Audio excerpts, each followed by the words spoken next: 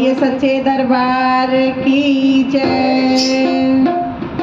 आजा माँ आ जाना, आ जाना माँ आ जाना, जब मैया पुकारे तेरा लाल बेटे के घर आ जाना, जब मैया पुकारे तेरा लाल बेटे के घर आ जाना।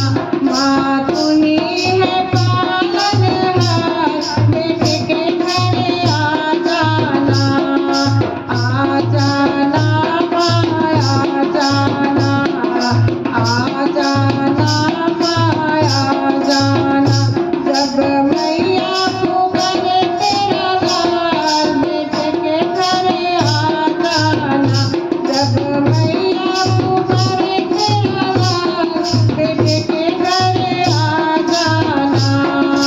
जब वक्त तुमको मिले माँ भवानी, कल्याण करने तू आजा कल्याणी, जब वक्त तुमको मिले माँ भवानी, कल्याण करने तू आजा कल्याणी। दुखी बना हो कब से पड़ा हूँ, दुखी बना हो कब से पड़ा हूँ, द्वारे तेरे महारानी।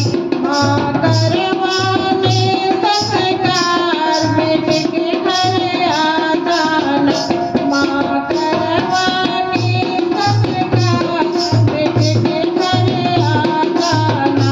माँ तूने है पालनहार, बेटे के घर आ जाना, आ जाना माँ आ जाना, आ जाना माँ आ जाना, जब मैया पुकारे तेरा लाल बेटे के घर आ जाना, जब मैया पुकारे तेरा लाल बेटे के घर आ जाना। भक्ति करूँ माँ सारी जिंदगानी, दर्शन तू देना मुझे माँ